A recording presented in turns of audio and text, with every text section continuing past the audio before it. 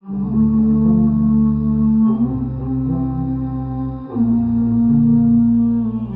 interestingly enough, used to be one of the highest worshippers of Allah subhanahu wa ta'ala.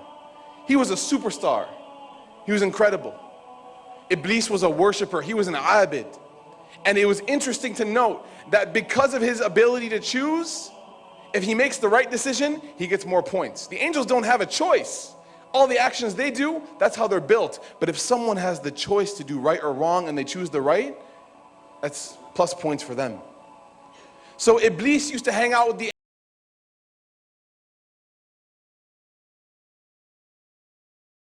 angels. He actually worked among the angels, literally. But he wasn't an angel, he was a jinn, made of fire. The angels are made of light. He had a special rank, he was God-fearing. He was devout. He was a worshipper, wallahi. And he believed in the oneness of God and His might and power and everything. And he turned to Him. He was a righteous servant of God. Iblis was going to be tested with his righteousness. So Allah said to His angels one day, إِنِّي خَالِقٌ بَشَرًا مِّن طِينٍ.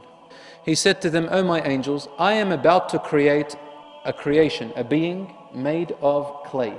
Our father, Adam alayhi salam. Our father, the first of all the prophets, the first of all mankind, Adam. Allah subhanahu wa ta'ala fulfilled this plan. And Iblis didn't like that.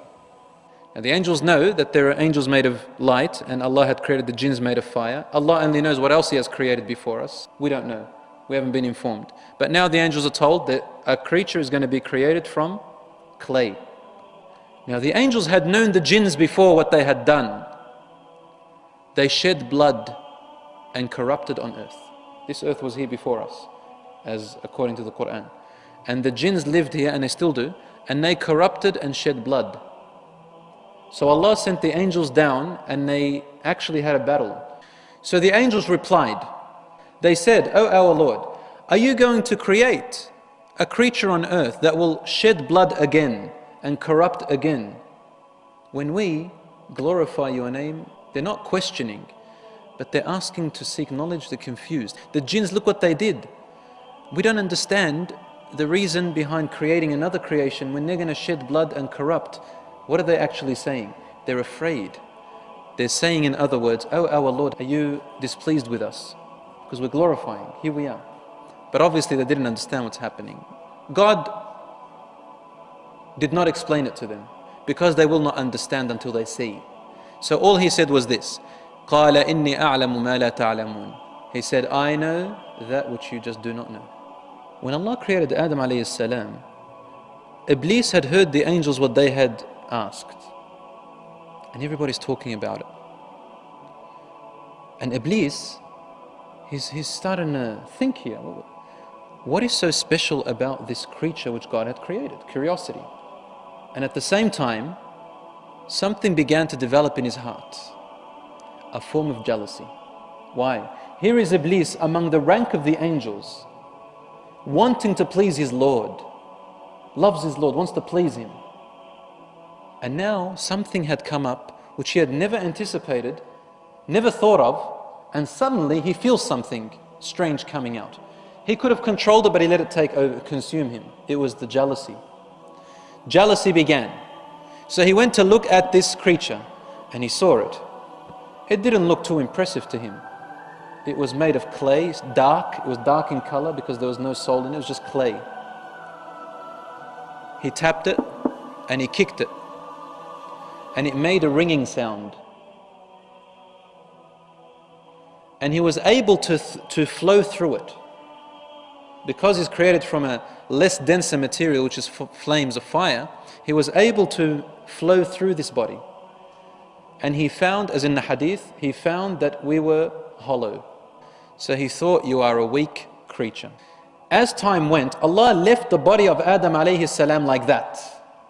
And every time Iblis looked at it, he felt fear a bit.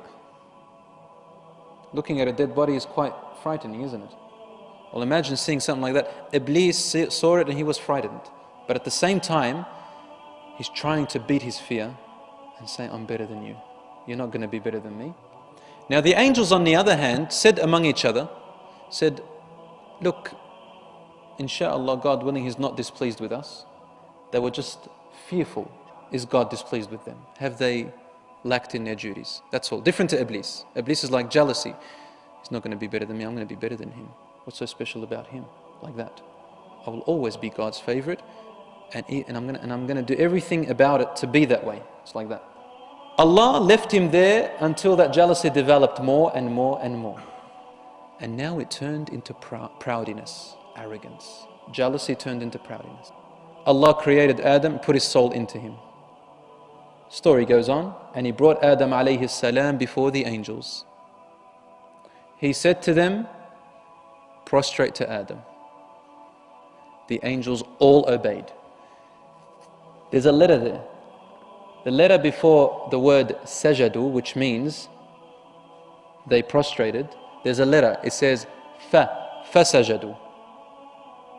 Fasajadu means they immediately prostrated. No hesitation. Then Allah says, illa Iblis. Except for Iblis, he didn't prostrate. And Allah subhanahu wa ta'ala says to Iblis, why have you not done what I have commanded you to do? Why haven't you bowed to Adam when I told you to bow? By the way, this sajda was not of worship. It wasn't a sajda of ibadah. It was a sajda of respect, of ihtiram. And so he commanded him, Iblis said no. He said, I'm better than him. أَنَا خَيْرٌ مِّنْ خَلَقْتَنِي مِنْ نَارٍ وَخَلَقْتُهُ مِنْ طِينٍ. I'm better than him. You created me from fire and you made him from clay. The first instance of racism ever to have existed. Iblis said, I'm better than him.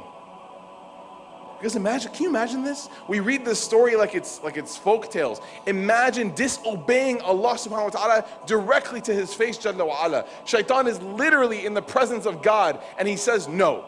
Then Allah further explains why Aba, he chose to refuse. He actually objected. He refused. So it was a conscious refusal. So you don't think that he couldn't, he could, but he consciously refused. Telling us that it's the same for us as humans. You also have a choice. And if you don't, it's because you consciously chose not to, knowingly. وَاسْتَكْبَرْ. Not only did he refuse, Allah is telling us why he refused. The reason he refused is because he allowed himself to be proud. Proud as in not happy, arrogant. وَكَانَ مِنَ الْكَافِرِينَ. And that resulted in him becoming among the disbelievers. He hid the truth. Kafir, literally the word kafir means to hide the truth deep and to cover it up. That's what kafir means. Knowing the truth, hiding it, denying it. So kufr can also mean denial, not just disbelief. Denial of the truth, knowing it. Allah says, what prevented you, O Iblis, to prostrate to one who I have created with my own hands? Allah created him directly.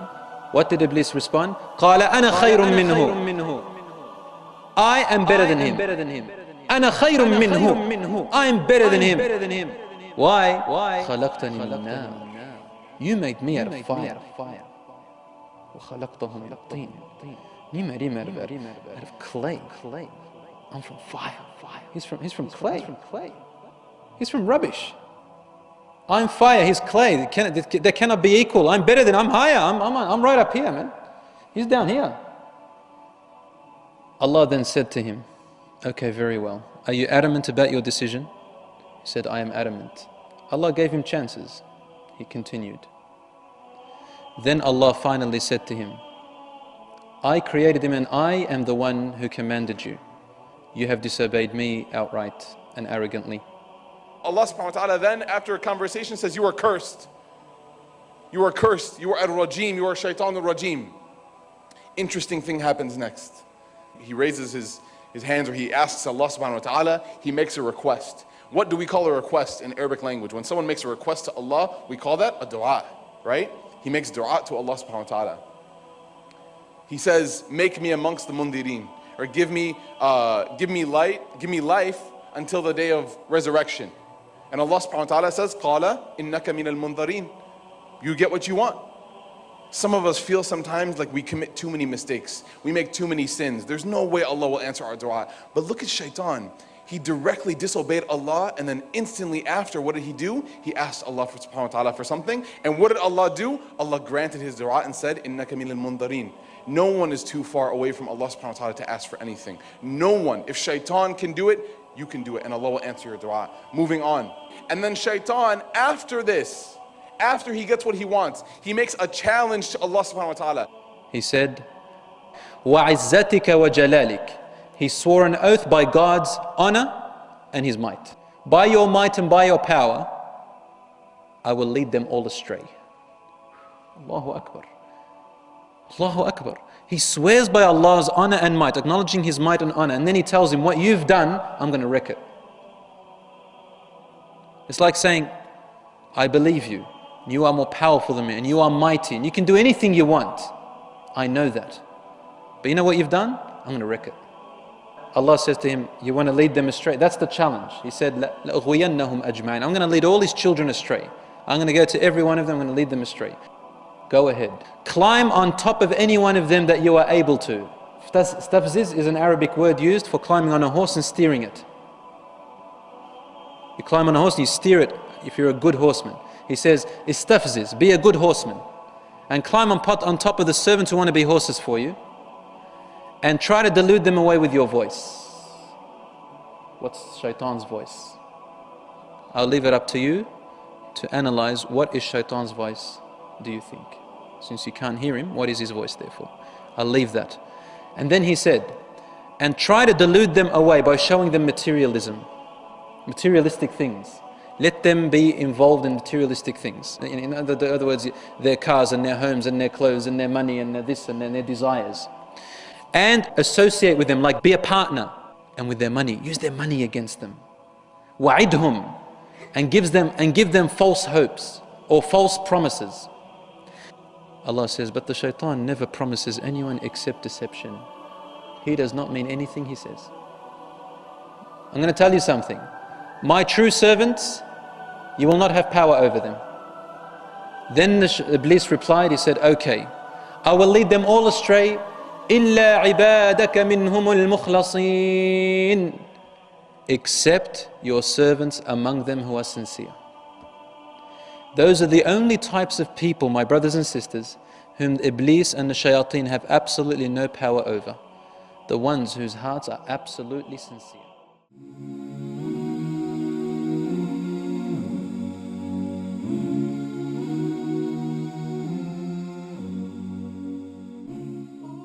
Are you tired of all these annoying ads on YouTube? Are you worried that a haram video might pop up? Well, the One Islam TV app is here to solve these problems, inshallah. The One Islam TV app is 100% free of any ads and is safe to browse for your peace of mind. Watch or listen to lectures and lessons while you work, rest, or drive with your device switched off. Watch videos on demand or download videos and watch offline. Watch hundreds of high-quality produced Islamic reminders, Quran learning videos, stories of the prophets, and so much more. 2 to 4 new videos uploaded daily, inshallah. One Islam TV is 100% run and owned by Muslims, which means a small amount you pay for your subscription is a SADAQAH JARIYAH, continuous charity for you, as we use the funds raised to continue producing more beneficial videos and reminders, inshallah. The One Islam TV app is now available on Apple devices, Apple TV, Android devices, Android TV, Amazon Fire TV, and Roku, so you can watch on most devices and smart TVs. Download now for a free 7-day trial. May Allah reward you for supporting our work.